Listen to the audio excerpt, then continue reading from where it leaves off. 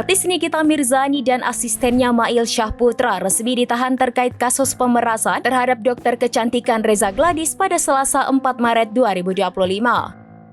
Wanita yang akrab disapa Nikmir ini terlihat mengenakan baju tahanan berwarna oranye namun tangannya tidak diborgol. Nikita dan Mail dikawal sejumlah petugas saat keluar dari gedung Direktorat Reserse Cyber Polda Metro Jaya. Dirinya lalu tersenyum ke arah awak media. Ia tak mengenakan baju tahanan sebagaimana mestinya. Kemeja oranye itu hanya ia sampirkan di bahunya. Saat pertama kali keluar, kedua tangan Nikita terbuka ke kanan dan kiri, sementara pinggangnya pun ikut berlenggak-lenggok. Ketika ditanya soal penahanannya oleh polisi, Nikmir tidak banyak bicara, ia hanya mengaku santai. Baik Nikmir maupun Mail selanjutnya masuk ke dalam mobil untuk diarahkan ke ruang tahanan Polda Metro Jaya. Diketahui keduanya dijadikan tersangka kasus dugaan pemerasan dan pencucian uang. Nikita disebut menjelek-jelekan nama baik dan produk milik Reza saat sedang siaran langsung di media sosial.